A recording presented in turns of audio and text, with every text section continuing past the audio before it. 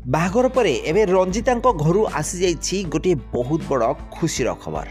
तो फ्रेंड्स आपण माने रंजिता तो बेस भल भाव में जानिथिबे। रज क्वीन जितला परे से हॉलीवुड इंडस्ट्री रे अभिनय करिवार नजर आछंती। प्राय 10 वर्षर अभिनय कैरियर मध्य से बहुत सारा लोकों ठारू भल पाया पाई पारछंती।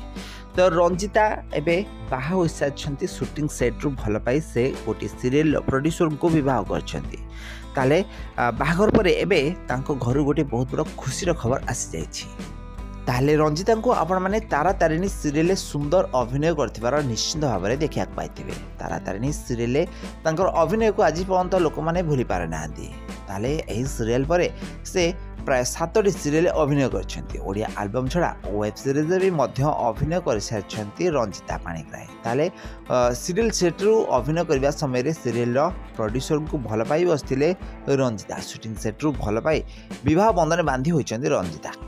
ताले बाहाघर दीर्घ दिन पर एबे तांको घर गोटे बहुत बड़ खुशीर खबर आसी जाइछि। तो रंजिता दीर्घ दिन हम हॉलीवुड इंडस्ट्री आउ नजर आसी नांती।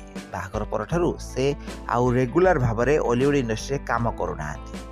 एबे से पुणी थे गोटे नुआ प्रोजेक्ट रे काम करिया जाउछंती बोली निज सोशल मीडिया अकाउंट रे निज फैन मानक सहित शेयर करछंती। ताले आगामी दिन मानक आपण माने रंजिता को पुणी थे टीवी पर्दार रेगुलर भाव में अभिनय करथिबार देखा पाइबे।